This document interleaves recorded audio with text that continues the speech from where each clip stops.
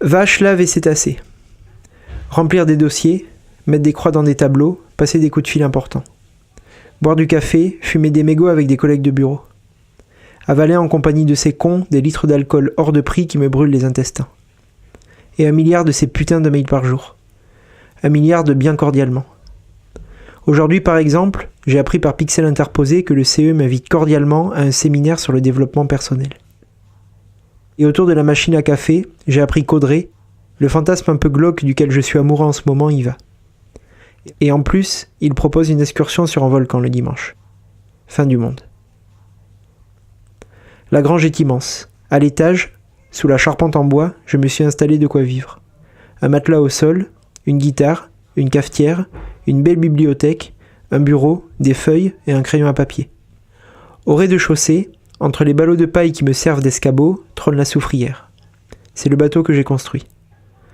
Je passe les dernières couches de peinture en ce moment. Bientôt le large et ses embruns. Parfois, à l'aube, lorsque j'ouvre la porte colossale du hangar et que les rayons du soleil pleins de poussière viennent caresser la coque après avoir survolé les prairies, je sais que je suis dans le vrai. Un matin, j'ai même trouvé une vache adossée au flanc de ma grande barque.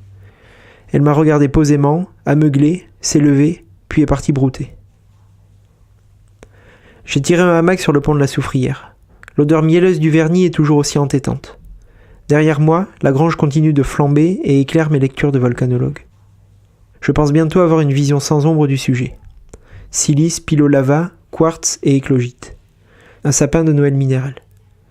Lorsque les cendres de la bâtisse se déposeront au sol, je retrouverai peut-être l'atmosphère particulière des abords du cratère. Ce vide parfait et sidérant. Une tache lumineuse virevolte au-dessus des flammes. Les plans du navire s'envolent en finissant leur combustion. Le soleil au zénith brûle ma peau déjà rongée par le sel. La soufrière glisse sur une flaque d'huile. De minuscules vaguelettes essayent de lécher le métal de la proue. Je me nourris des poissons que je pêche et fais évaporer puis condenser de l'eau pour boire. Certaines algues ont un goût très sucré. La chaleur m'écrase de tout son poids la journée et le froid, sous l'œil sévère de la lune, me fait trembler toute la nuit. Au loin, cependant, une ligne noire se dessine. Le volcan savait qui j'étais. Ici, mes actions ne rebondissent sur rien. Plus de papillons, ni de chaos. Des murs d'eau. Je ne sais plus où j'en suis. Qu'est-ce que je branle sur ces bouts de tôle? Des éclairs zèbrent le ciel trempé.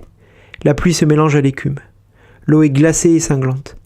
Le grondement du volcan était un leurre. Peut-être même un piège. La mort et sa croix nébuleuse venue du ciel me terrifient. Mon estomac se retourne, je suis dans le creux de la vague. Tout s'assombrit. Puis d'un coup, tout se brise. Les vitres de la cabine éclatent, le pont vole en éclats. Des torrents s'engouffrent dans la carcasse de la soufrière. Une tache semble s'élever des abysses et se rapproche de mon tombeau flottant. C'est gigantesque. Au milieu des spirales de la tempête, un jet d'eau absolument vertical s'élève. Une masse énorme et incompréhensible sort de la mer, puis s'abat sur mon bateau comme un marteau sur une enclume de verre. Je jure entendre un nouveau grondement. Plus organique cette fois. Tué. Je m'assois en haut du promontoire. La falaise de basalte surplombe l'océan. Le ciel est gris et il fait frais. L'herbe verte est grasse comme du lait. Des oiseaux crient au loin. Un halo rouge s'élève d'une péninsule noyée dans les nuages. De la lave tombe dans l'eau et beaucoup de vapeur s'en échappe. Le sablier s'écoule lentement, tout est presque figé.